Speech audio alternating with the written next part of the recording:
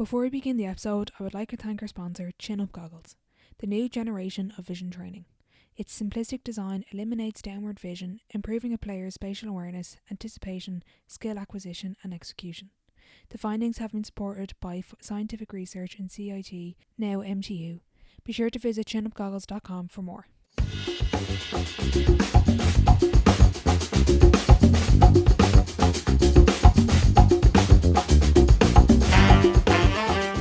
Welcome back to the Sideline Live podcast.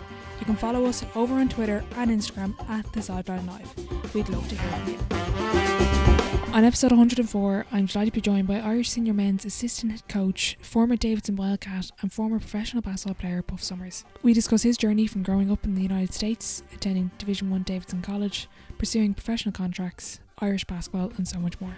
I hope you enjoy.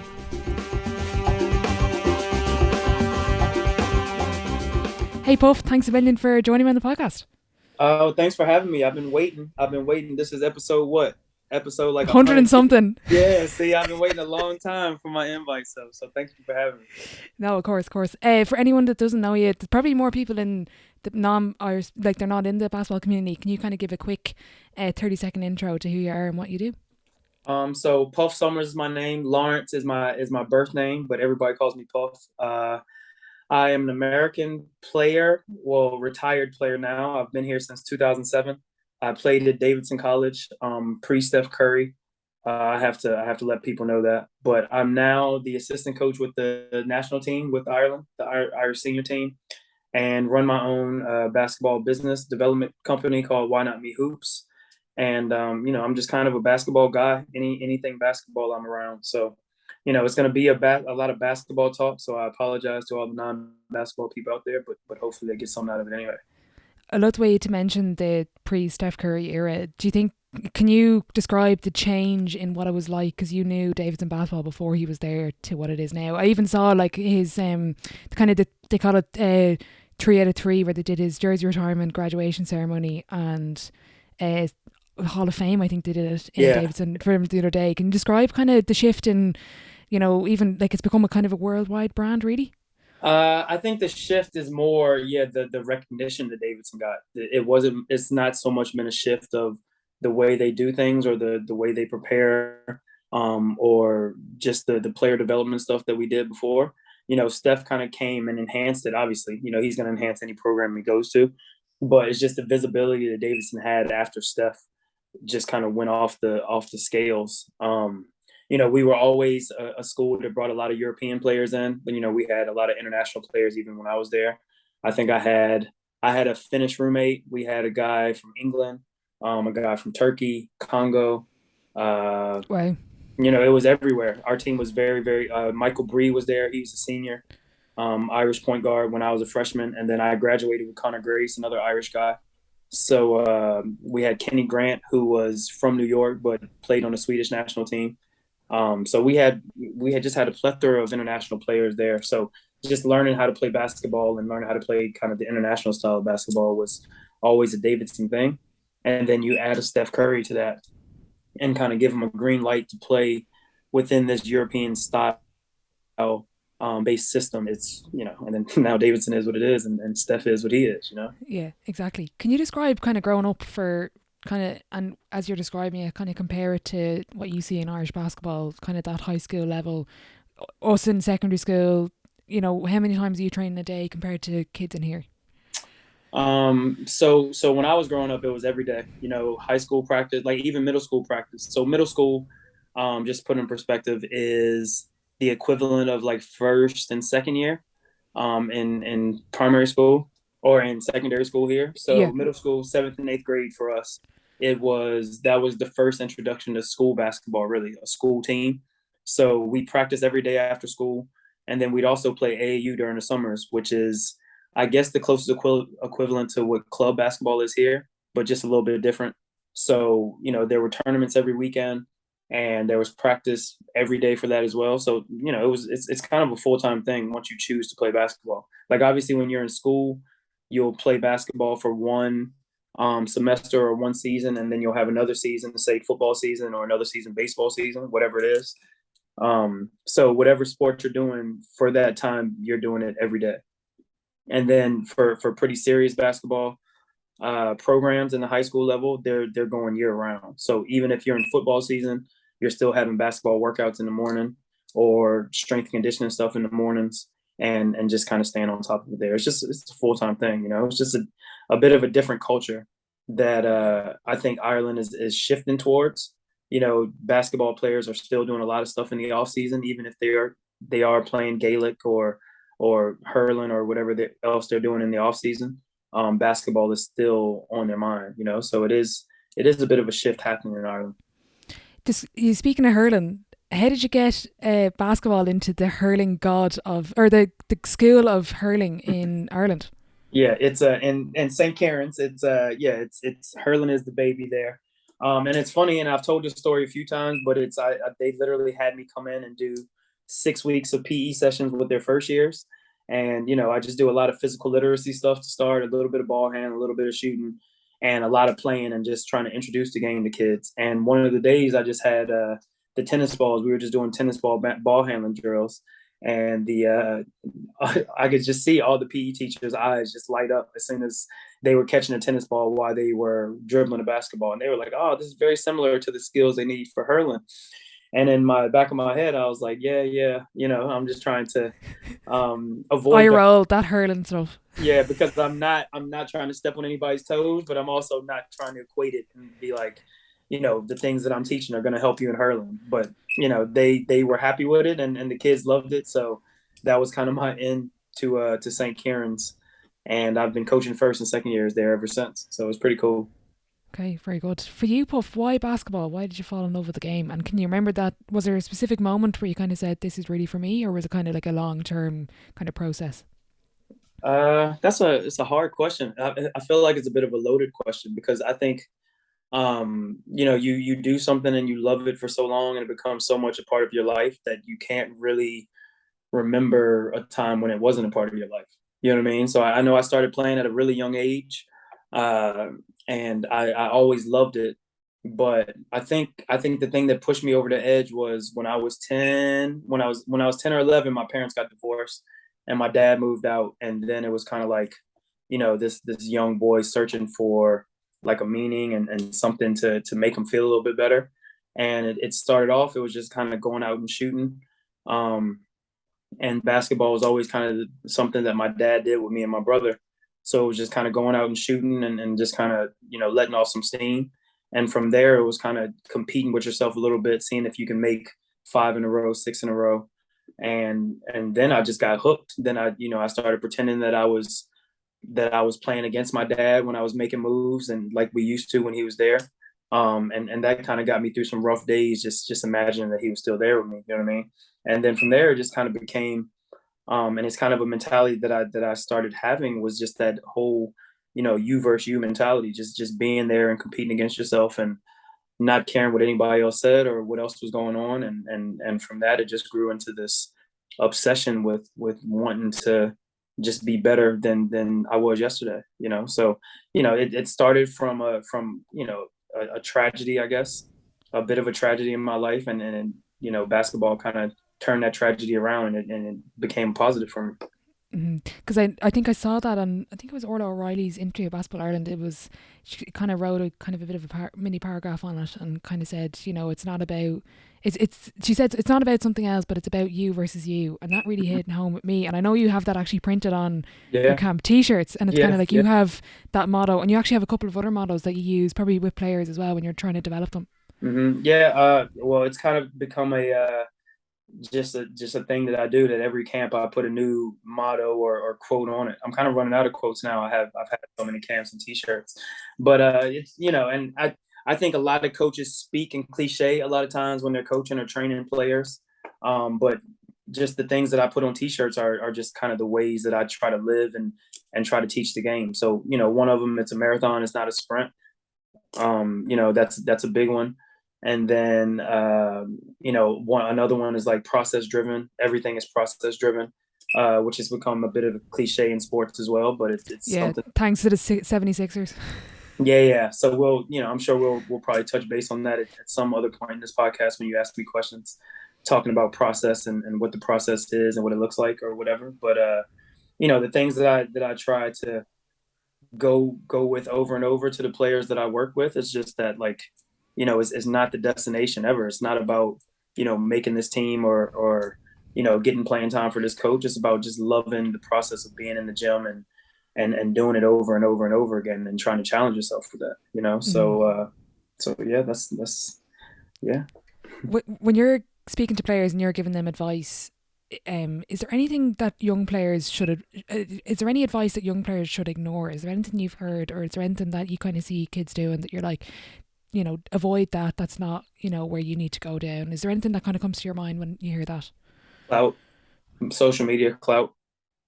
That's what it is. Social media clout. Like it's the worst thing in basketball that I've seen. And I think we all adhere to it. Like sometimes when you and I feel like I don't get like I'll post 15 times in a day and just not care. I don't care about the likes. I don't care about the views. I just post it because I want to post it, or I post it because I want to teach something, or I'll post it because I think my daughter's cute and I want to share that with my people. You know what I mean? Like I don't give a damn about who sees or whatever. But I think there are also some posts that you look at and it's like, oh, this is really cool. And then it doesn't get as much recognition as you thought it was going to get. And then in your head, it's like, oh man, maybe that wasn't cool. You start second guessing like the stuff that you love and the stuff that you post just because somebody else didn't recognize it. And, I'm a grown man doing that still sometimes. So I know that, imagine a 15 or 16-year-old who posts something are so caught up on their image and what people are thinking of you. So I think the more kids can get away from that and do the things that they enjoy without thinking about what the backlash of what somebody else thinks about it is, or you know what I mean, like the way the kids work out, we work out a certain way or we act a certain way around people because that's what makes people think that I'm cool. At some point, we have to understand that working hard and not giving a damn what people think is actually the cool thing. You know what I mean? I know when we went away from that being the cool thing, but I see it all the time, and it's just you know uh, any advice that I can try to give to young players, especially the young Irish players who are kind of put a bit on a pedestal because they have set themselves apart from the rest of their people in basketball, is that it's still cool to work hard. It's still cool to be the person who gets their ankles broken and gets up and keeps rocking. It's still cool to go in there and try to dunk it even if you miss it. Like, so yeah, just getting away from the clout and whatever, thinking that people actually give a damn about you. You know what I mean? Like, because they don't. Like, they might laugh at you for a second, and then they'll go laugh at the next clickbait. So that's just that's the biggest thing that I see, and I'm trying to emphasize that with my daughter. Like, don't care so much what people are thinking about you, and just rock in your own way. Dance like nobody's watching. It's a quote that Coach McKillop used to use all the time. Dance like nobody's watching. And I try to kind of live like that and pass that along to the next generation of players. I love that. I was going to ask you actually about Coach McKillop. What was he like? Obviously at Davidson, how did you find him as a coach and kind of going into that system? And I can see you're only smiling there. Describe what it was like to be under him as a player. Nuts, man. Nuts, intense all the time. Like, so in college, it was like we had this strenuous kind of strength conditioning program that we had to do for the summer. And as a point guard and somebody always trying to win his favor over, I used to always make sure that I was like over prepared, as far as conditioning wise. And so I would do so much in the summertime to make sure I was prepared for the next season.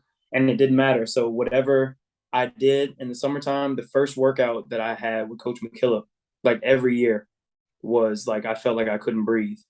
And I didn't understand it. You know what I mean? Like, I could have workouts with the other assistant coaches and I'd be fine. And then the first workout when he was in the gym, like within the first 10 minutes, I was just like, I haven't done anything this summer. And I just think he just has this aura about him that he always like understood what you were capable of. He understood how to get you to the next level. And he always kind of made you feel uncomfortable, and he knew how to get you to that level of uncomfortableness. You know what I mean? So that's the best way that I can describe him. Like, it was always like he makes me want to be or do or know that I have to get to a next level. And I don't know how he did it. I don't know how he did it because he just always made me feel like I wasn't in shape or I wasn't hitting enough shots. And not in a bad way, but in a way to be like, all right, I'm gonna come here and do a little bit extra because I know I gotta do that. So rather than kind of making you, feel bad about yourself, that, when you're puffing and puffing through the first session of the year, it's kind of Mhm. more inspiring you to say, geez, I better go work harder now. Yeah, every day. And I think, that's the part of his genius is that he recruits kids who all feel this way. It was never taken as a negative. It was always like, I've bought into this program and I know like what the success you've had before is. And obviously they see that even more now that Steph has been there and came through that program. But it's like I know what you build as players. I know how many pros that you've produced here.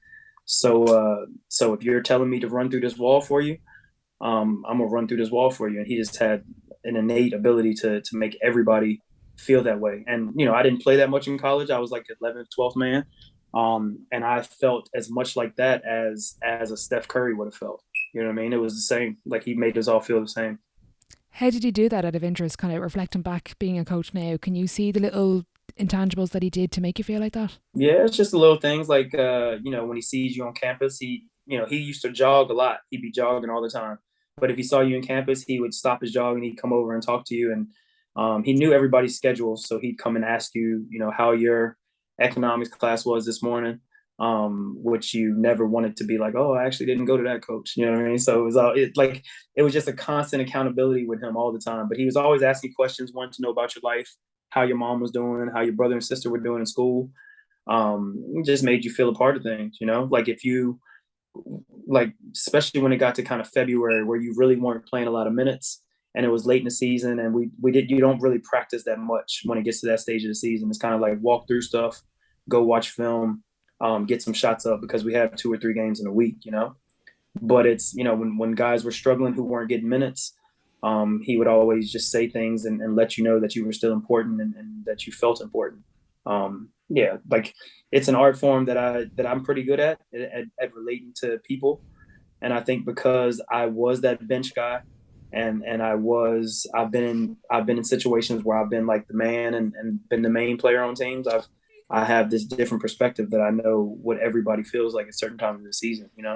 Okay, yeah, that makes sense. Out of interest, then, there's a kind of a saying that we have the same style of coaching when we're coaching. So when I'm coaching football, and apparently I coach it the way I've been coached. Don't Mm-hmm. fully agree with that. Do you agree with that? Can you see similarities between what you and maybe Coach McKillop or any sort of coach that you've had maybe in your professional career? I think as a young coach, like yes, like you're always gonna do the way you've been taught because it's kind of human nature, isn't it? Like you know what I mean? Like I'm gonna do the 3 man weave because my under 10 coach did 3 man weave for an hour. Like okay, fine. But then as you get older and you get a little bit more mature and you kind of have enough coaches where you can kind of suss through the BS. It gets to the stage where, and now I know I'm 100% like this. I coach how I would have wanted to be coached. Like I do things that I would have wanted to do all the time in practice. Like I don't want to do busy work drills where you're just doing it for the sake of doing it. Like I want to play. I want to play a whole lot, and I want you to stop me and scream at me when I'm not playing, doing it the right way. But I don't want to learn that through a drill. I want to learn that through having somebody get up in me and seeing if I'm really good enough to do these things. You know what I mean? So we played a lot at Davidson and we competed. Everything was competing. So I think if I took anything from him, it was that. Like every shooting drill, it was kind of competitive. A passing drill was competitive. If it was a dive on the floor for a loose ball drill, we were all trying to do it better than the person next to us. You know what I mean? So, um, and I'm a genuinely pretty competitive person. So, if we're playing a game of Uno, I'm trying to kick your ass in that, and I want all my players to be that way as well. You know what I mean? Like I want to get to practice first because, Bobby was here first last practice, so I'm gonna, I make everything a competition, and yeah. So there's certain things that you take from your coaches, but I think the older you get and the more mature you get in your coaching, you can suss through the stuff that you don't need the fluff. You mentioned that word accountability. I actually want to ask you about that. How do you probably, I don't know if teach is the right word, but promote that accountability? Let's say with an underage team, you've taken the under 14 girls in Kilkenny. How do you promote, taking that responsibility and not looking to kind of point the finger and be like, my coach didn't play me, that's his problem, and my whatever, just finding any other excuse but pointing the finger at yourself? So I think number one, you have to establish some non-negotiables. There's like kind of off court or intangible non-negotiables and stuff like, be on time, or whatever the case may be. Like, so for my under 18 girls that I coach at Kilkenny now, I have recorded a warm-up for them. So I've sent it to all the parents who've given it to the kids. So, if there's a session on before them, they have 5 or 10 minutes to come in and get their dynamic warm-up done.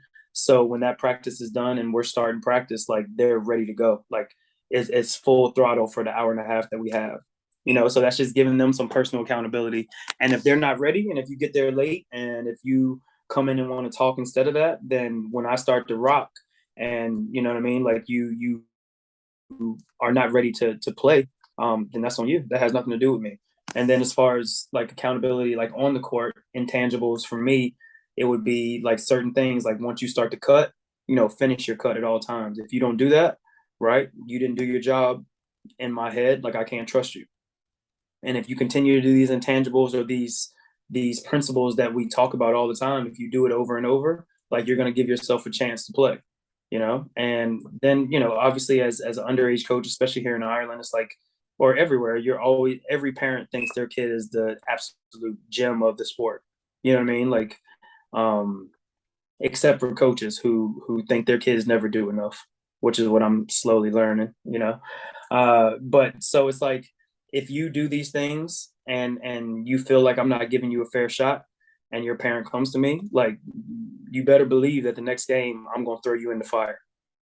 Like, I'm gonna throw you right there in the fire, and if you don't succeed in that, I'm just gonna look up in the stands at your parent and be like, "Yo, isn't this what you wanted?"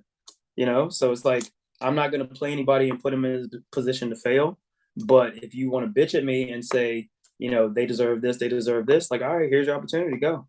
And what I learned in college when I was young was that I used to bitch so much about, like, man, Coach McKillop ain't playing me, he ain't playing me, he ain't playing me.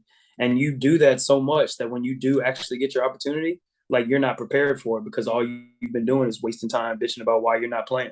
You know what I mean? So it's like, and I've had this so much with people going away with Irish teams, is that, I keep telling them, just wait your turn, be ready, be prepared, be engaged in the game. Because, like, if you're only playing 2 minutes a game, but for whatever reason you get thrown out there in the first quarter, if all you're doing is being sad about not playing for the first 5 games, guess what happens in that 6 game when you get your opportunity? You're going to look pretty shitty. And then the coach is going to be like, see, that's why I didn't play you in the first place. You know what I mean? So I just tell the kids, like, your opportunity is going to come, and sometimes it doesn't come, and that's just the nature of sports. Like, I didn't play much at all in my 4 years at Davidson, but then I was playing overseas. I played, my first year abroad was in England, and I think my first game I had like 21 points and like 8 assists. And after not playing much for the 4 years in college, I'm feeling really, really good, only for my coach to come over to me and say, like, look, we need more from you. And I'm like, damn, bro, I had 21 and 8. Like, I haven't played in 4 years. I'm feeling pretty good. So it's like, you just got to constantly kind of, especially when you're not playing or you feel like you're being slighted, you just got to, I don't know. I think it's a way of developing mental toughness, and just feeling like you're always enough. Like, it's the same thing, you versus you. Like, even if this coach doesn't feel like I'm good enough to play for him, or he doesn't want me to play for him right now, like, I feel like the things that I'm doing and preparing myself are worth it, and I'm gonna stick at it. You know what I mean? Like, I trust myself more than I trust anybody else in the whole world. Yeah, And if and that's I, sorry. you know, and if, Yeah, if sorry. kids constantly feel that way, then it becomes way bigger than basketball. Like, I'm way bigger a commodity than just one of 12 players on a basketball team. Yeah, I love that. And that's something that I think we all experience. I've experienced as a player is, well, one coach might not like me and I didn't play. And then another Mm-hmm. coach is like, well, I'm going to give you an opportunity here. But it's kind of like you were mentioning there with those Irish teams, and kind of, it's kind of having that, I kind of like call it the tunnel vision, that yes, I might not be getting, even like, let's say this season I don't get played, well, I still have to have that mental toughness to go out and train as hard, because next year I might get the chance. The coach Mm-hmm. might call you and say, look, Orla or Puff, I'm going to give you 20 minutes a game now because we've had maybe a major injury, or maybe, you get into foul trouble. You never know what's going to happen. So you have to kind Mm-hmm. of, what's that saying, like, stay ready so you don't have to get ready. Cliche, Yeah. but Yeah. but Yeah. kind of Yeah. some Yeah. applies a lot in sport because it's very unpredictable. Like, Hey, there's something special about all those cliches that get passed around. Like, I hate that they always get passed around so much, but it's like, like, like the mentality that I've grown over the years that's grown in me is that like you cannot break me. Like whatever you say to me, whatever the minute you take away, like you can't. Like I don't play this game and I don't love this game for you. You know what I mean? Like I do this because I love it and it's something that it's in me. And like I said, it was something that got me out of a really really tough time when I was a kid. So I do this for that. I do this because of the process or the love of being in the gym on the court. You know what I mean? So like the teams that I don't play for and I don't play enough, like teams that maybe I don't feel like I play enough, like you cannot break me. You know, like I'm still gonna be smiling. I'm still gonna come into practice and I'm still gonna try to get up in somebody's ass. I'm still gonna have like very, very high energy every day. And eventually you're gonna break before I do. Like you're gonna have to play me. You're gonna have to, because I'm gonna keep coming at you. You know what I mean? Unless you fire me, which I've been fired a lot in my professional career, and it's more that I'm fired because I make coaches feel uncomfortable. Like I make you feel uncomfortable by not playing me. You know what I mean? So what do coaches do? I'm gonna fire his ass. Like, pray too much. It's too much positive energy. Get out of here. You know? Oh, can you actually give us a bit of an insight into kind of navigating that professional career? I kind of spoke about with Jordan Brown, John Carroll, and Sean Flood, and a couple of other people. But for you, navigating a professional career, you obviously started in England. You're now residing in Ireland. You played for a couple of clubs here. What's that journey like coming out of college? And kind of, you've mentioned even getting fired from teams. Describe what it's actually like as a pro. What it's like actually behind the camera and away from the games, and just navigating that whole journey. Okay, so like I've had a long pro career, a lot of heartbreak and a lot of really positive things, and I met a lot of great people. So I started off like after Davidson, I played for a couple teams in the ABA, which is like it's kind of a minor league in the States. So I had a couple tryouts with G League teams. It was the D League back then. That's how old I am. It's the D League. It was called the developmental league back then. But I had a couple tryouts with them, and it just didn't really make sense because unless you are like very very high level and playing a lot, like I knew I didn't have a shot to play in NBA. So after that year, I went and I played for a team called Kings Lynn, and which was in the EBL one in England. So I was with USA Select, which is a kind of a traveling exposure team. And as soon as we got off the flight to go and play a bunch of BBL teams, the guy who ran it, Sean Kilmartin, got a call and said they needed a point guard. I made a pretty positive impression on him, so he sent me. He just put me on a train right when we landed in Gatwick, and I was off to this crazy place in Norfolk, in Suffolk, in Kings Lynn, this little town. So played there for a year. And then I came to Ireland and played for Ballina. And then after that, I went to. Now this is taking me down memory lane now. So I went to Spain for a little while and played with Jermaine Turner. I think I was over there for a few weeks. They didn't have any. They didn't have any roster spots open, so I came back to Ireland. Then I played in Moycullen in 2009, 2010, their first Super League year. I went to Portugal after that, and I played for about maybe 2 months in Portugal in the top league. And then I got fired from there because they kind of ran out of money, so got rid of all their pros. Came back here then, and where did I play? I played a few games for Belfast Star with Adrian Fulton while they were waiting for their American to come in. And by this stage, like Ireland kind of knew me, so I feel like I was kind of becoming a mainstay. So then I signed the next year for UL with Mark Keenan. This was Jason's first year there, so I was really excited about that. So we played the first few preseason games. We won pretty handily, and then Mark kind of came to me and was like, I think I need more of a scoring guard. So he fired me.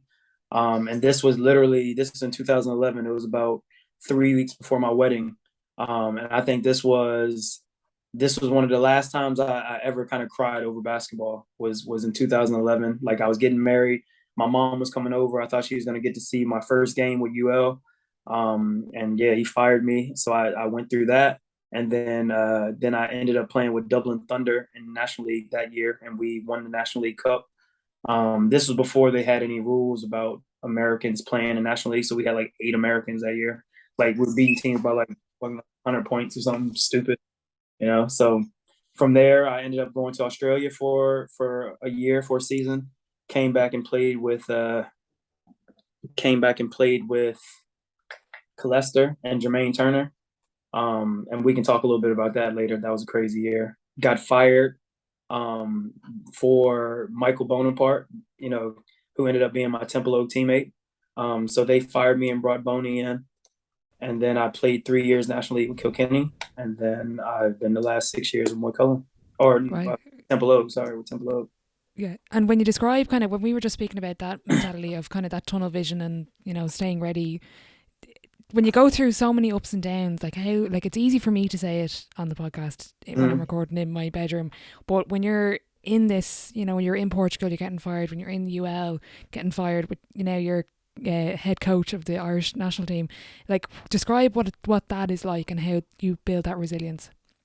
Um, I mean, like the sad, like you can't run away from the sadness of it. Like you can't run away from the hurt, And I think that's what some people do. They try to pretend that like, I'm so solid that I can't be hurt, and it doesn't hurt me when these bad things happen to me. It's like, nah, I didn't run away from that. Like I accepted it, and I accepted it as a part of, this is the job, this is the life that I'm trying to live. There's people literally trying to bounce a ball to feed their families. You know what I mean? Like that's a part of it, and like especially when you start playing high level basketball, it's like everybody is replaceable. And then the more you start to realize that in basketball, then you realize that that's kind of the case in everything, like in whatever job you have or whatever relationship you're in. If you don't work at it and hold serve and grow with that, then somebody is waiting there and is going to replace you. You know what I mean? So for those specific jobs that I got fired on, I just felt like the coach or the leader or whoever it is just felt like they needed somebody else or something else to get them over the edge, and that's fine. And I took that in. Like, did it build a bigger chip on my shoulder? Like, yes, because I'm competitive, and like I still feel like I'm the best point guard on the whole planet, and I'm almost 40 years old, and it's just the mentality I'm always going to keep, and it's the mentality I try to, even if you're the worst kid on your team, I want kids to have that mentality that like I'll bust your ass. Like you're averaging 20 points a game, I'm getting 20 seconds a game, I'll still bust your ass. You know what I mean? And it just builds a resolve. And some people, I don't think it's something that's innate in people. Like like either you have it or you don't. I think it's something that's developed over time. And I think if you have a circle of people who are just yes men and tell you that you're great when you're not, then you're not going to build that. If you have people that say, well, he should have fired your ass because you don't never go left. Well, then it's like, okay, what am I gonna do? I'm gonna go in the gym and I'm gonna work on my left. You know what I mean? So I had a great circle. My family's been great. My friends that I have here, that my family that I've built here in Ireland are great. And they've kept me grounded, and they've kept me believing that the thing that I was chasing, this hoop dream is worth chasing. So yeah, so build your circle, and put people around you that are going to tell you when you're actually not great, and then also have people around you that are also going to celebrate you for the things that you do well. Mm. Can you describe when you started off with Ballina to last season, kind of coming into this season, what's been the biggest evolution of Irish basketball, whether it's at Super League, National League level, or underage, or the national teams? Yeah. So like when I first came here, like number one, I didn't even know that they had a national team. I think in 2008 was the last kind of games where people were coming into the arena and all of that, and I didn't even know that were happening. Like I was in the country, I was one of the Americans, I was one of the best players in the country, and I had zero idea that they had this national team. So number one, obviously, like with social media and everything, like the coverage is obviously better, and now every 12 or 13-year-old kid knows who Sean Flood is and who Jordan Brown is and who like Lorcan Murphy and all these guys are. You know what I mean? So that's number one, is the coverage. Like basketball is a little bit bigger deal than it was then. But as far as the actual basketball stuff, like the skill level of Irish players is crazy, man. It's crazy. I think that's just with the evolution of the game in general. Um, everybody talks about comparing eras, like Michael Jordan versus LeBron James's era and all this, and it's like you can't not say that the skill level hasn't gotten better over the course of the different eras of basketball. And I think that's the case with Irish basketball as well. And I'm not necessarily saying that the people now are better than 30 or 40 years ago, but I'm saying that the skill level is better. So I've seen that as a player. So I can teach things to a 14-year-old now that I probably would have taught an under 20s player when I first came here, if that makes sense.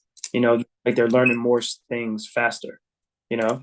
Like my daughter, for example, is 13 and she knows more options off a ball screen literally than I knew coming out of college. And she's 13 years old.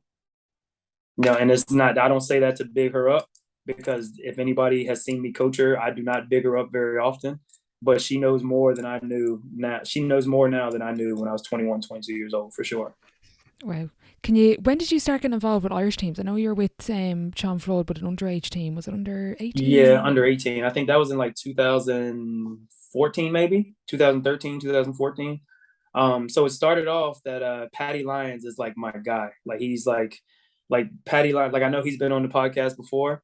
And this kid, when I played at Moy Cullen in that 2009, 2010 season, like this guy, I used to go to the gym in Kingfisher every day. And he was like a little gnat. He would just like show up. He would like be there. It would be like during school times. I'd be like, what are you doing here? And he'd be like, can I work out with you? Can I rebound for you? Can I do this? And he just used to follow me around and he used to do any drill I would show him, he would like master it. Then he'd come back and ask me for another one. So I was really, really close with Patty, really close early on. And he was playing with the under 16 Irish team that Dave Baker coached. So like I said, back when I first was in Ireland, I didn't know much about the national teams at all. But because I knew Patty and Dylan Costello and Stephen O'Brien, who were the three Moy Cullen guys on that team, I kind of got to know Dave, and he let me come in and help out with a few sessions. And I was like, yo, this shit is fun. Like, you know what I mean? It's like the best players in Ireland all in one space, and I get to work with them. Like, this is cool. So then Sean Flood was another Nat who used to, ask me for drills and just was a gym rat. So, I was kind of close with him and I was kind of following his progression. And I kind of sent an email. I actually sent an email to Basketball Ireland saying, can I have the coaches' emails, all the national team coaches' email addresses, because I want to help them with individual workouts for their players. Set up individual workouts for, like, say if there's 6 Dublin players, I go work them out, or if there's 6 Galway lads, I go there and work them out.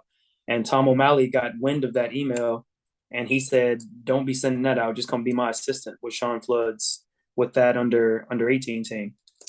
And just young me as a coach, I was still just a player. I wasn't even a coach, and I was like, okay. And that just started it. And then the Irish senior team came back, and Colin O'Reilly touted me as a guy that helped people get better. And from there, I was his assistant for how many every years, and now I'm just in it. Now, like before you know it, you're just in it. Yeah, yeah. It's kind of like an addiction nearly in basketball. Like it really is. Can you describe? You mentioned there kind of that area idea what you had, where you take 6 Dublin players, say, or 4 Galway people, and work them out together. There's always been this big debate about like having an official academy. What's your opinion on it? Do we need it? Would an area they've kind of started those regional academies? Is that a better way of doing it? What's your opinion on it? It is better because you get more kids. I think like we're slowly trying to get on the same page and teach all the academy kids the same thing. So like for me, it's like, I know I did the Kilkenny one a few years ago. The first year they did it, actually, I did the Kilkenny under 15 one. This is before it was by your region. It was just the smaller areas for under 15. And I remember I did it. I was doing so much on my own, and it was like I had 30 boys in one session, and then I'd have 30 girls, and we had to get 50 hours done with them, like in season. So I just like it was a lot. And I was blessed with the female one that year because we had like Lucy Coogan, Sarah Hickey, who else in it? Caitlin Glockner was in that. And it was like all of these really, really, really high level girls who were in it, like all the Wildcats who kind of won national cups now and won schools finals, and then all my Kilkenny Stars who kind of made under 17 development Irish teams and that, and were like kind of knocking on the door with Irish teams. So I was really lucky in that I had a lot of high level people. But like my idea was that if you get your top 8 or 10 in the area and you just constantly have them working out together and competing against each other, it's like once they go to Irish practice, you're not leveling up to go to Irish practice. That's just the way you are. You know what I mean? So yeah, I think the academies are definitely on the right track, but I do think it's hard for the people who are running the academy sessions because there's just so many kids in there to make sure that you're really increasing the level. Like you're increasing knowledge, which is a start. but at some level, at some stage, it's going to be, we got to increase the level of player, you know? Okay. When you're working with a player, Puff, how do you measure success with, let's say, for example, we'll take Lucy Coogan. How Hmm. do you measure success of working with Lucy? Obviously, she's gone to the States, but for you as a coach and for her skills trainer, what would you, like, how did you measure your success of working with her? The fact that she kept coming back, like that was it. Like that was it. It was like we'd have drills that we do every day or shooting drills every day, and we're trying to obviously beat that score. But it's not like when you get to a certain score, it's like, okay, Lucy, you're a good shooter now. Like, nah, do that shit tomorrow. You know what I mean? And I think like the big thing with people that come to me to work out is just like they feel like if they come to me one time, like I'm gonna transform their game. I'm not doing anything different that somebody else wouldn't do with them. It's just like the reason that Lucy has had success was that she bought into the idea of perfecting her craft. You know what I mean? Like, and I don't judge success on anything else than that you worked at it over and over and over and over again. You know, and then everybody says that like hard work pays off. Like, oh, I hate that saying so much. Like, it's true, but like hard work is just that's just a part of it. That's just a natural part of doing something you love. Like, you're gonna work really, really hard at it. You know, and the more you do it, eventually something is gonna go right your way. And for me, it was like, well, if Lucy hadn't got the scholarship, or if she hadn't made these Irish teams, or if she hadn't been one of the best players on these Irish teams, does that mean that the work she did was not a success, or the stuff we did wasn't a success? Like, no, it doesn't mean that. It just means that maybe she didn't get the recognition for the work she put in, you know? So, yeah, it's kind of a slippery slope talking about how do you judge success as a trainer. Like, you can't. It's just like, over the course of days and weeks and months and years, you just start to see, you know, like there's a quote, what is it? Like somebody became a success overnight, overnight success. It took years to become an overnight success or something like Oh that. yeah, it took me. It was like, I think it was Messi. He was like, "Oh, it took me 10 years to be an overnight success," or Yeah, something yeah, like yeah. that. That's Yeah, that. yeah, Yeah, yeah. I love that. I love that. You know what I mean? Because everybody, like, once you start to showcase on a national platform or international platform, everybody's like, "Oh, where the hell she come from?" yeah, But nobody saw. And Drew Hanlon has it, like unseen hours is kind of what his stuff is called. It's yeah. like people like there's a lot of stuff that goes on behind the scenes. So I don't judge it by like the recognition or the accolades. I judge it by like, are you coming back on Tuesday? Like that's it. Love it. That's a success for me. Yeah, and we'll take Lucy as the example, but you can go back on your Instagram page, and if people listening, if there's young Mm-hmm. players listening, Lucy wasn't an overnight success. You can go back to, you must have been 2014, 2015 when you started working with her, What or is she? maybe a little later. Yeah, it was a long time. I remember the first time I ever met her mom. It was we had a cup final. I was playing for Kilkenny in the National League, and we got to the cup final, and she had brought her girls up there, and we were playing Titans. We lost in overtime this game, but there was like a loose ball that I dove to get, and I ended up having to jump onto the stands, like where everybody was, so they all moved out of the way, and I was like, "Let's go!" like to the crowd, and everybody was just hyped up. And I think Edna saw that. Her mom saw that and was like, "Yo, I got to mess with this guy. I'm gonna get this guy to work my girl." She didn't know I was a skills trainer or anything. Like I remember she got in touch with me. She found me, and the next day she was like, "Will you start working my girls out?" And I was like, "All right." And then it was like she actually had to beat Lucy into coming because Lucy was a camogie player. Like Oh, okay, I didn't notice. yeah, yeah, she used to wear like the Kilkenny jersey to our trainers. I'd be like, "Yo, come on, bro! Like, what are you, what are you doing?" So she had to like beat her to the first couple, and from there it was like, you know, she was like 11 years old, and I usually don't even take kids kind of 11, 10 or 11 years old because I think it's too young. And then she started coming every Friday, every Friday, every Friday, and then it became like Friday, Saturday, Sunday. Then it was like Monday, Tuesday, Wednesday, Friday, Saturday, Sunday, and then it was just like an everyday thing. So she just differentiated herself because she just wanted to be there all the time, you know. Puff, you mentioned a lot of players you've worked with, including they're all Irish internationals, obviously, but even including players you've played with. What are the attributes of successful players? Is there any sort of common themes you've noticed over the years where you can kind of pinpoint a pattern between players? Um, Common attributes. So I think like the really successful players that I've had, like they are really like really attentive to detail. So like if we're working on a particular set of footwork, The ones that start asking me questions and are saying that they feel weird going left as opposed to when they're going right doing this particular set of footwork, and are really taking their time. And then, like, say if we're in a camp setting or something like that, you'll see these particular kids go into the back of the line, and when they're like waiting on their turn or whatever, they're like working on the footwork or working on the stuff while they're waiting. Like those sponges, like those are the ones that I kind of look at. Like even when they're like 12 and 13, and I'm like, yo, they got something. They got something, you know? And then like Sean Flood is like the ultimate. Like he's like like working Sean Flood out is like you have to have a thesis in the stuff that you're teaching them, because he wants to know every nook and cranny about why you're doing it, how you're doing it. Yo, you do it first and let me see you do it. Like, why does it feel this way, this way? Like he's asking questions all the time. So, I think that's the biggest attribute that's that I see in a lot of players is that they're just very they want to know it all. You know what I mean? They want to know why they're doing stuff all the time. Yeah, for sure.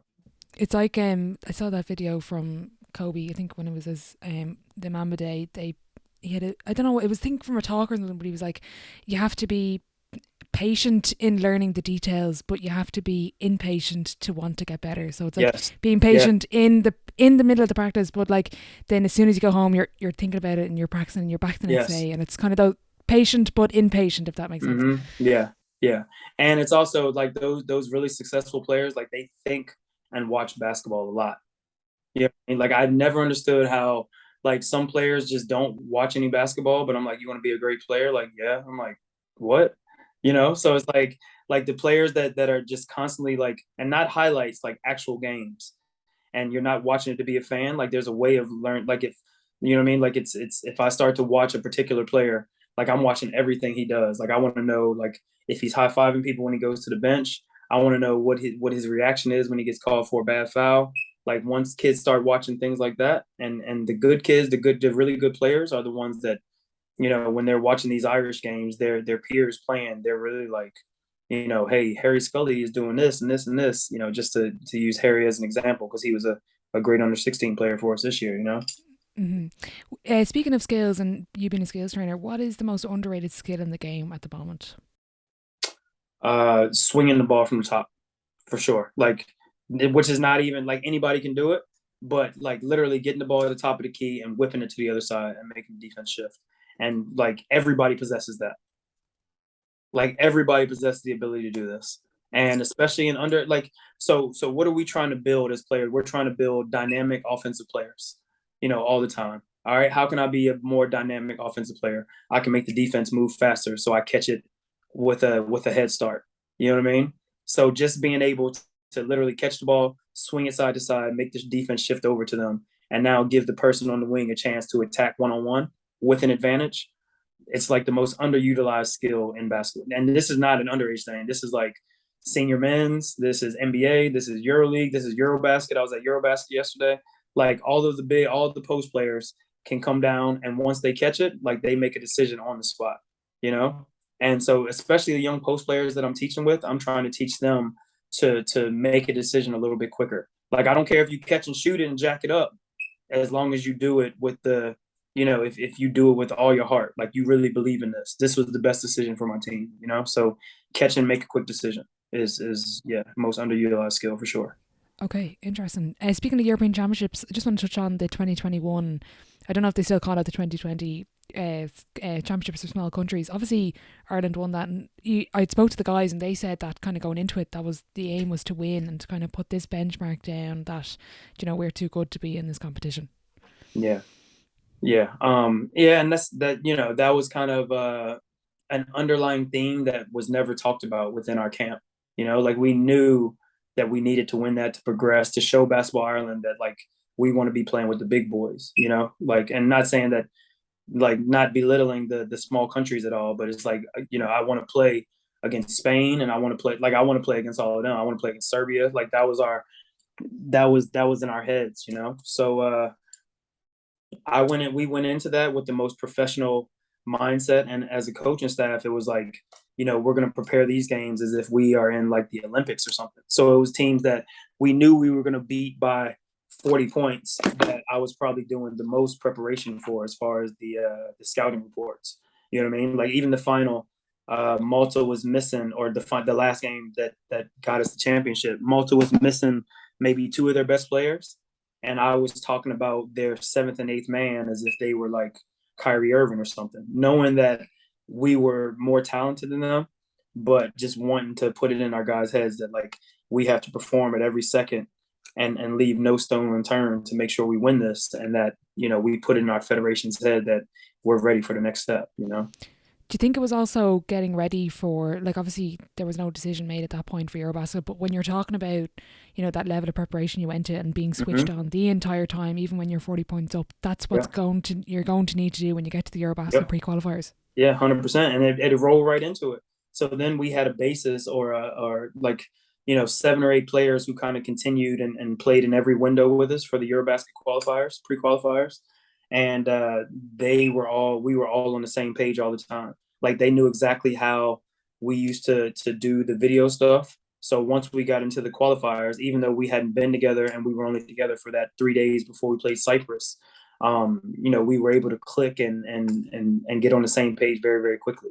Like they knew exactly what I was looking for when I'm trying to scout other opponents.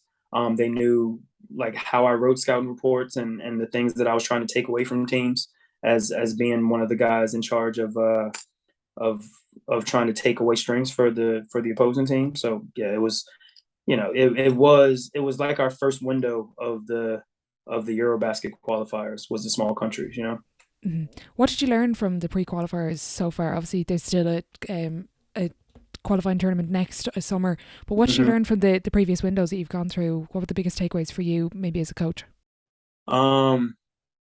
It's just the misdirection stuff that so many European teams do. Like it's not so much they have like 15 sets that they're running as more like the actions that they're running. So everybody is getting into some kind of ball screen action.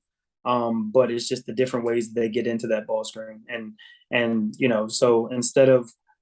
so I'm a big video guy. So everything I'm doing is I'm trying to look at a team, all the sets that they run, and I'm trying to take these things away and I'm trying to call them out. Like you'll see me during the games, I'm screaming out what's coming because I'm so adamant about knowing exactly what a coach is thinking or what a team is thinking and trying to do. But when you get to this level, it's like they don't care that you know what they're going to do. Like they know that you know what they're going to do.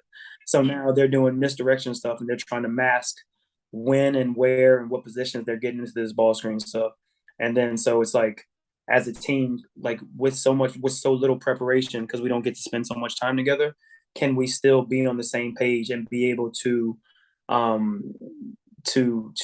ride out our defensive schemes even when they're happening at points that we don't know or didn't expect for them to happen at, So very easy to say we're double teaming a ball screen. It's very easy if a team just comes down to the wing, sets a basic ball screen, very easy to double that, But when you come off a flare screen into a double staggered, into a ball screen going towards the baseline side, like after all those actions have happened and you have to think and talk and get through all that, now it's very, very hard to double team that ball screen and stay on the same page, So that's the biggest, takeaway. And then offensively for us, can we be dynamic enough to, to start masking like we all knew that we had 3 or 4 players who were kind of our main guns offensively.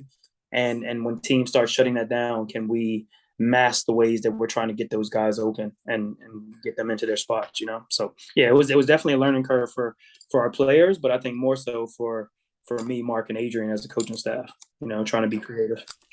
What's the toughest part of being with the Irish senior team in this current form of the Eurobasket and so many guys playing professionally? Is it the lack of time you have with one another, or what's the toughest challenge for you as a coach and staff? So like after we played Austria the last time, they had Jacob Podol, the NBA player who played for the Spurs. I was talking to him after the game, and I was like, what's it like bringing an NBA guy into the fold?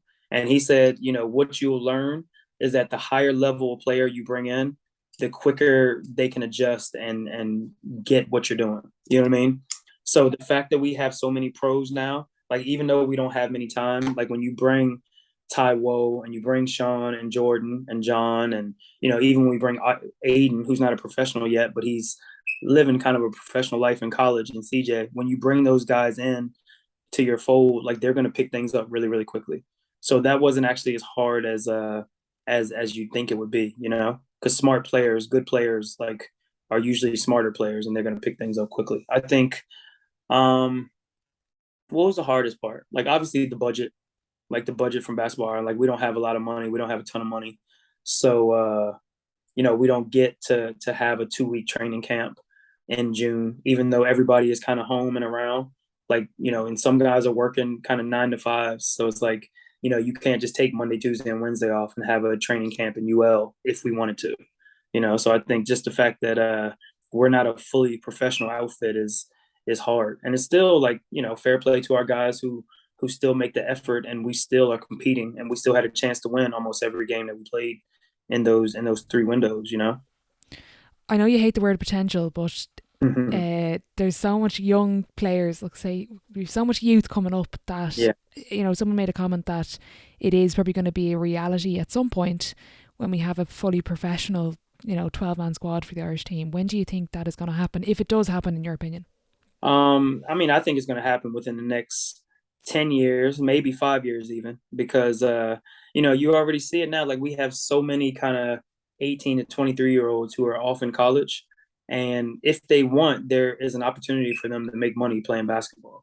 And it's not for everybody. Like the life is hard, you know, and some, and I think Colin O'Reilly said this in one of his clinics during the lockdowns that I remember, that you don't have to be paid to be a professional. You know what I mean? So like having professionalism is not necessarily the amount of money you get paid. And sometimes when you go and become a professional, like you're not making much money. And you know, it's just the way you carry yourself, and the dedication you have to the craft is what actually makes you a professional. So I think a lot of these kids that we have that are in college now, or even the young guys who are still playing in Ireland in the Super League, they have a lot of potential, obviously, and they have a chance to really become craftsmen of this game. So if they choose to go that route and make basketball kind of one of their full time things, then yeah, the next 5 years is exciting, man. Like, you know, like I went to the Eurobasket yesterday and went to see Luca play. And like I made a post on Instagram about this, and all I kept thinking all day was like, how do we get here? How do we get here? Like, how can we be here one day? And I don't think it's as far fetched as a lot of people do think, because you know Slovenia's first Eurobasket appearance, they did a video tribute yesterday, was in 1993, and that's not that long ago, you know. So you know, so maybe when I'm 55 or 60, I'll be, you know, in the crowd at Ireland in the Eurobasket, and they'll say, you know, Ireland's first appearance was in, you know, 2032 in the Eurobasket, and now, you know, Slovenia actually won the Eurobasket a few years ago, you know. So you know, so like the writing's on the wall, and we've seen smaller countries do great things in basketball. So like we're not that far away. Mm-hmm. I'm gonna tailor this question a little bit without putting the word money in as the answer. What do we need to do to get there? Because obviously, like we don't have money to put in, so we can't offer that as a solution. Yeah, But yeah. from what you've seen with players, with clubs, with parents, with anybody involved in the community, how do you make the next step to get to Eurobasket? So I think the first step is obviously our domestic league has to continue getting better, and it is getting better. It's becoming more professional, and like I said, professionalism, it doesn't just mean like professional in the sense that we have more money in the league, but it's professional in that like now we have Joymo. What is it? Joymo. Joymo, yeah, yeah. Joymo is you know, they're going to be filming every game. So when I first came here, trying to get film on an opposing team was like gold. Like, you know what I mean? Every coach is holding their games hostage, don't want to share anything. So now the fact that every game is being streamed, and you know, everybody has a fair chance to be scouted, like that's making the league more professional right away. Like we have so many Europeans and Americans coming in the league that should be lifting the level of our Irish players. So that's making the league more professional. So as we continue to keep doing that, it's going to trickle down. So now, in order to be an Irish player that plays in the Super League, you got to be at a certain level, you know. So where does that trickle down? So now it's like, as underage coaches, as an under 14 coach, like what you do matters a little bit more, because like the habits that you're teaching these under 14 kids is going to become what they do under 18s, under 20s, and it might like either keep them or propel them into being, you know, Super League and domestic level players. You know what I mean? In our top league. So it starts at the top with our Super League teams, and then obviously our grassroots. We have to just continue coaching education, which I think Basketball Ireland is getting a lot better at, and just teaching all these volunteer coaches how to develop players in the little bit of time that we have. It's just a constant it's a constant cycle of trying to churn players out and teach them personal accountability to go and work on their craft themselves. Something that's probably more of a Gaelic football thing now is they have these kind of, obviously there's underage academies, there's 14, 15 up to kind of 20s, but from 20s and beyond, is there scope to have an under 23 academy, that kind of B senior team that you have guys coming together and training and being part of that high level environment, Yeah. Away from their Super League team? Mm-hmm. Like I would love it. Like I think, like I said, we have so many under 18 to 23-year-old kids now. And it's like, what do they do? Like if you don't make the senior team, if you're too old for the under 20s, like what do you do if you're a high level kid here? So like if we had kind of an under 23 team, and if anybody from the EPC is listening, I would love for us to have an under 23 team that always entered the small countries. And Basketball Ireland, shout out. So if anybody's listening, I hope they get that. And I know Adrian Fulton, who's on the EPC, has we've kind of had talks about this as well. Is that there is a window there where our elite kids are kind of being lost, and we don't want to lose them. Mm-hmm. Yeah, that's something I probably observed a little bit from Gaelic football. They're kind of having that second string, even if they never play in the small countries, just being able to come together as a group, maybe at Christmas or during the summer. Doesn't have to be once a week. Just kind of getting together and getting that mindset even of competing against one another.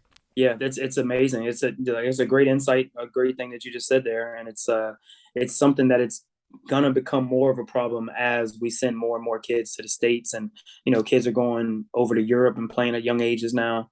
So I just don't want to lose touch with these kids because they're everything. Like maybe 2 or 3 of them might become senior internationals, but you don't want to lose that 1 or 2 because they weren't an international at age 21, but by the age of 26, they're one of the best players in the country. That you don't want them to fall through the cracks. Mm-hmm. But for your career, obviously you retired this year. I put up that question box and got a couple of questions saying, are you actually retiring? And I did ask you that the other week as well. But what kept you in the game for so long, mentally and, being able to perform at the level you were even just last season? Yeah, I love it. I love it.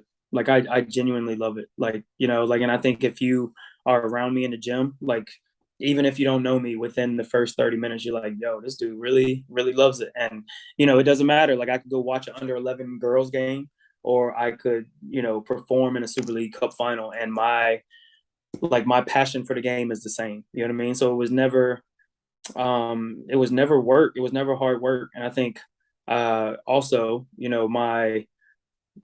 my daughter's mother, my ex-wife now, she was a rock, man. She allowed me to do it. Like she allowed me to go to all the trainings in Dublin. She allowed me to be 2 hours early at every game.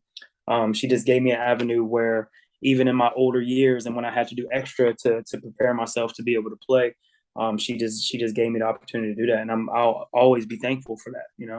But I could play forever. Like the way that I keep myself in shape and just being around the game anyway, because I'm a trainer and a coach, like I'm always going to be in the gym. And because I'm in the gym, like my mentality was always to be there early. So if I'm going to be there early for practice, like that 30 minutes, I'm probably just going to shoot or do some push-ups or something. You know what I mean? I could play this year. Like I don't like the word retired. You know what I mean? Like I'm not playing. I'm not playing, but I'm not, retired is like shit when you're like 65 and you know what I mean? 65's young. That's young. Yeah, but I'm just saying, like you're ready to have your grandkids sitting on your lap. Like you know what I mean? Like I'm not playing because I want to be there more for the players that I'm trying to progress to the next level. And like I was taking minutes away from, young professionals who are coming and trying to keep their career going. Like what's the point of me sharing time with another 24-year-old American and my old ass is on the court where he's trying to get stats and trying to progress to the next league? Like, nah, bro, go get your money, go get your numbers up, go get us a national cup. You know what I mean? Like that's not why. Like I want to help the next generation get to the next level. I don't want to harness anybody from doing that. So if I feel like I was harnessing somebody, it was my time to step away. It's not because I'm old. It's not because, I don't want to play anymore. I'm not retired. That's actually something you've kind of touched on. I asked Tim Rice about this, about the Super League and the rule with the Americans. Hmm. No brainer to remove that rule of one player, one American on the court, in your opinion? Yeah, bro. Let people rock. Like I've been here for 16 years, 15 years. Like why am I sharing time? Like, you know what I mean? Like last year when I was playing, if I'm playing 15 minutes a game because I'm almost 40 years old and the younger guys are better and I can't perform, like fair. Like don't say because I've almost been here as long as some of the kids who were playing Super League last year, which is freaking scary. You know what I mean? Like, like we had kids in the league who are like 18. I've been here 16 years. You was 2 when I got here, right? But so, like I just think if teams can afford it and teams can bring Americans over or Europeans over or whatever, like take away that rule and just let people rock. You know what I mean? Like because people are getting around it anyway. Like instead of having 2 Americans on the floor, teams might have 4 Europeans, and now you have one Irish player who's playing. So it's not like the 2 American rule is to make Irish players better. Like what is it there for? You know? Yeah, I put it into context. I think you were talking about it when you mentioned obviously Michael Bonaparty. He could have played for Ireland, but he would still count as American. And you could have gone to Spain with your marriage license and would Mm-hmm. have counted as Irish, but in here you are still an American. Yeah. But Will Hanley, who played for Ireland for these windows for us, like if he came over here to play, he'd be an American. Yeah. Like it's crazy. It's nuts. But any other country, like the reason that he got to progress in European basketball so a little bit easier was because he had his Irish passport. So he counts as a European. So like it's nuts. It's nuts. I'm going to throw a few. We're obviously going to do the sideline seven, but I'm going to throw another few kind of random questions at you. Yeah. A lot of younger players obviously are going to be listening because they love your page and stuff. But Mhm. best advice for developing confidence? Um, reps. Reps develops confidence. Like rep it over and over. Even when you're missing, even when people say you can't do certain things, like rep it, work on your weakness until it's not so much a weakness anymore. Okay, very good. What's the best advice you've been given either from a coach or from a player teammate? Um, best advice I've been given. Best advice I've been given. That's a hard one. I've been given some gems.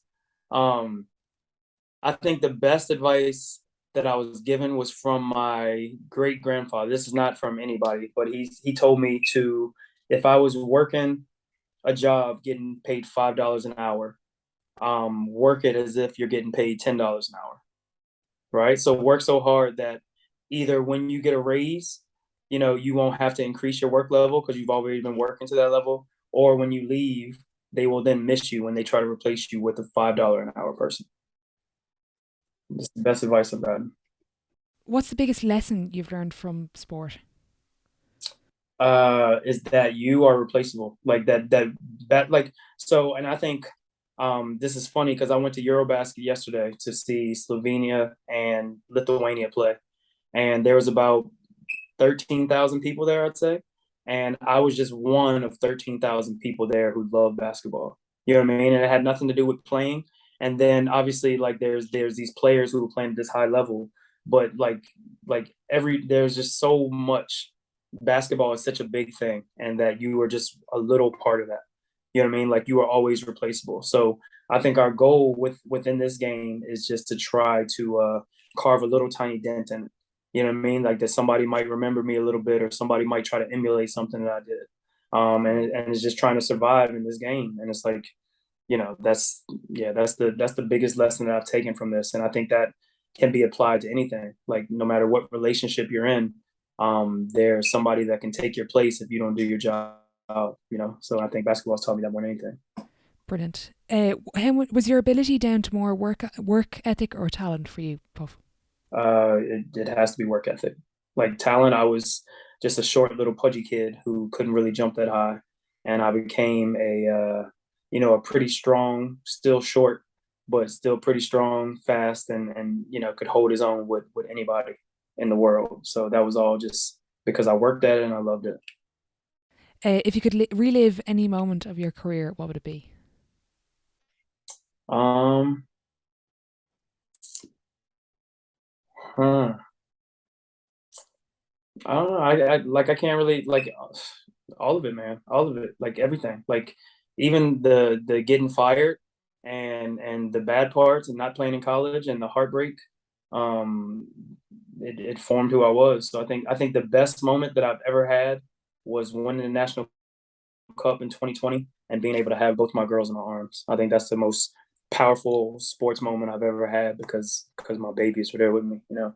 If I were to go back and even go to kind of your Davidson years and, with Michael Bree and Conor Grace and kind of go back to that time and say, well, you're going to, have a professional career, but come to Ireland and impact Irish basketball, what would you have said to me? I've been like, nah, give me my money back. You're a crap you're a crap fortune teller.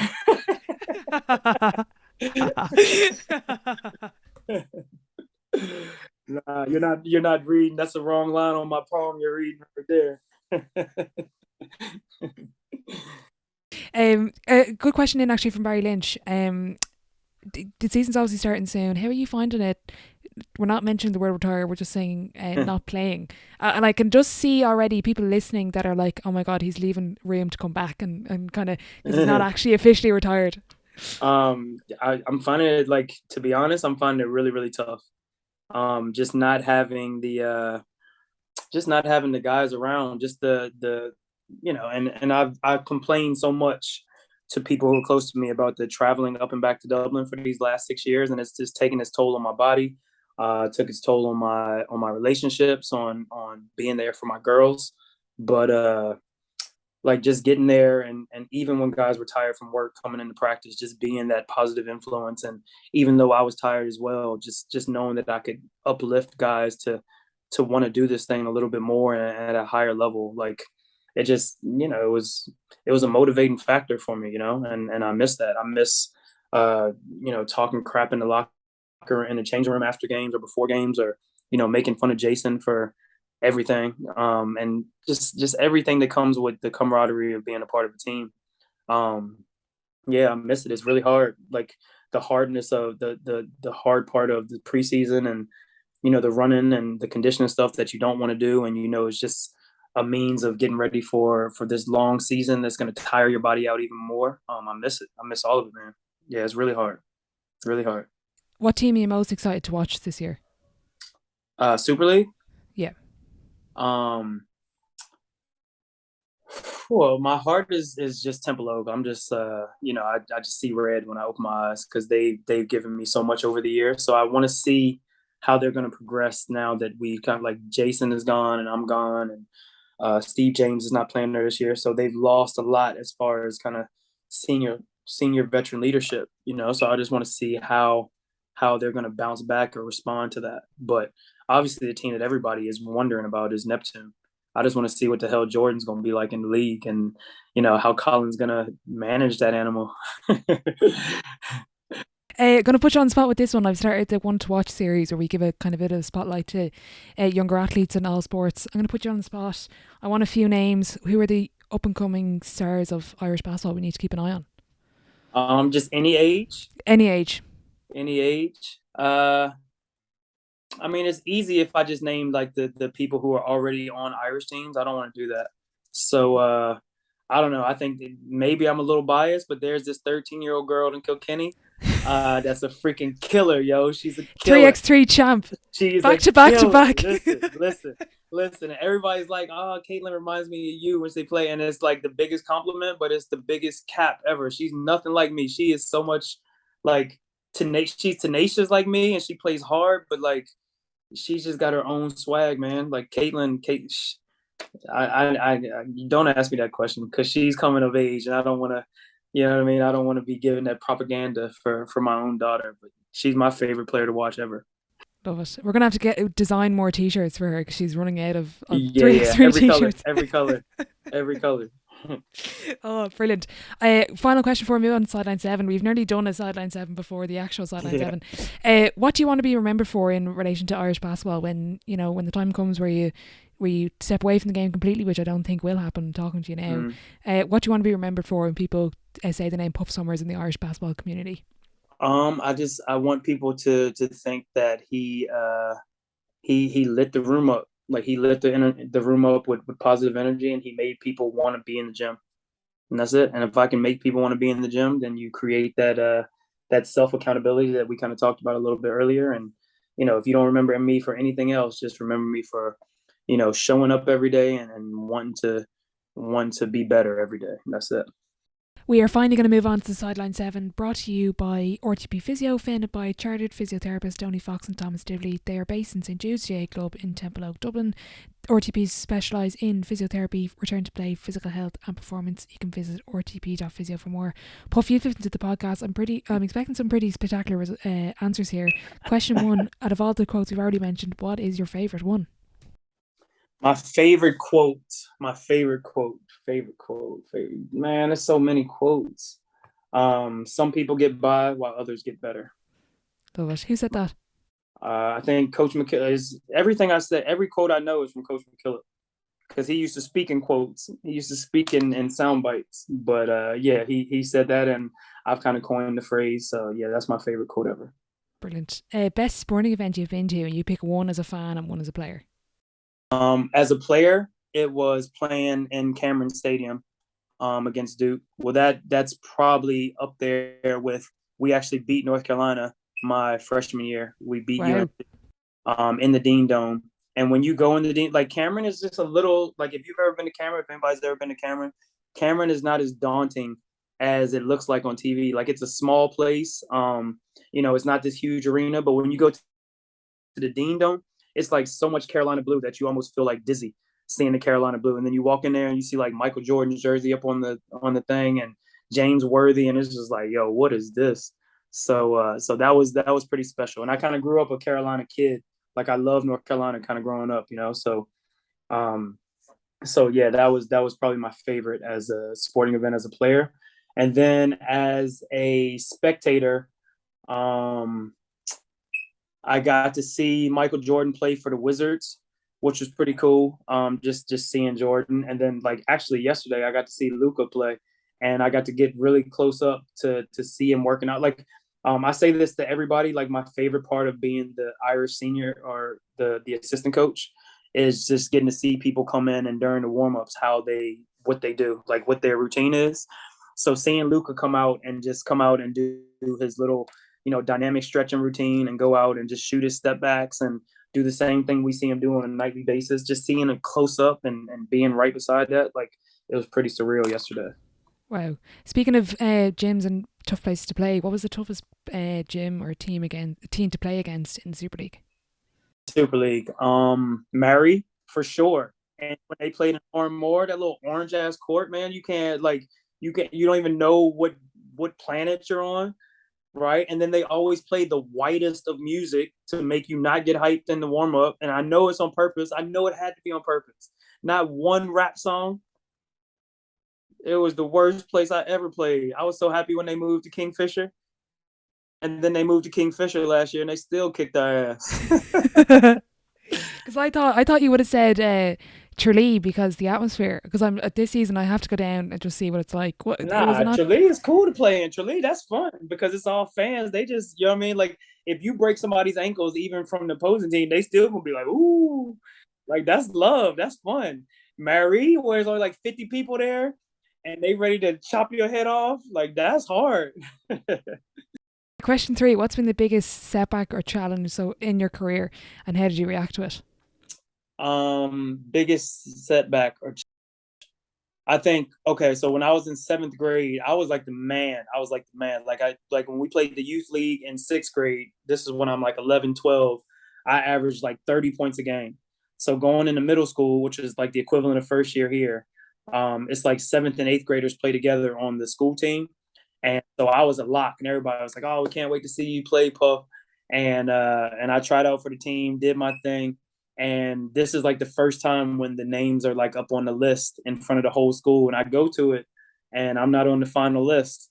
And it was like soul crushing, man. It was like, that was the hardest thing I ever had to go through, was that all the girls were there looking at it, like seeing what boys were on the list, and I wasn't on the joint. And I was just like, God, like, so yeah, so it was like, if I'm really going to be a basketball player, like, this is it. This is the turning point. So that was the roughest part of my sporting career ever, I think. Brilliant. What's been your biggest achievement on or off the court? My biggest achievement. Hey, to be seen, man. I don't think it's happened yet. I think I'm gonna get to work with a lot of special players, and I've had so many achievements there. I think my personal achievements, like any national cups or awards that I've won or golden balls that I've won, it's like means nothing in comparison to getting like Lucy Coogan to give me her national team jersey after she makes that, or seeing Jack Keogh hit a step back three that I know we've worked on 1,000 times. You know what I mean? Or seeing these kids, like seeing Ash Morin just strap somebody full court, knowing that like we've had these workouts where I'm just making her dog somebody out. You know what I mean? And not saying that I was the reason for that success, but knowing that I had a hand in that success, it means a lot more to me than any other things that I've done myself. Brilliant. Question 5. Looking back, what advice would you give your 18-year-old self? Do more fun stuff, man. Like sometimes it's okay to go to that party. Sometimes it's okay to go to the family birthday. Sometimes it's okay to escort your wife to a wedding. So do that. When you go to these countries, go and see the sights. Don't just lock yourself in the gym. Like, human, man. Go and be a that is cultured and that is not just a basketball player, for sure. Go and experience life a little bit more. Good advice. Question 6. Who would be your dream dinner guest and why? And I have to change the question because everyone just gives me multiple people. So if you want, just throw in as many as you want. Nah, my Kobe will be mine. But and I feel like I've actually been to dinner with Kobe because I've listened to every interview. I've heard every perspective that he ever attacked anything with or talked about. But I just want to talk about, like, what happens when your family feels so isolated that, like, how did you continue just going to the gym? Like, what was it? I want to pick his brain on. And then after he left basketball, like, how did it seem so easy for him? Like, it was all you knew from such a young age. Like, how did you do it so seamlessly? Like, it would definitely be Kobe. Before I let you go, if your life was a book, what chapter would this be called? This would be called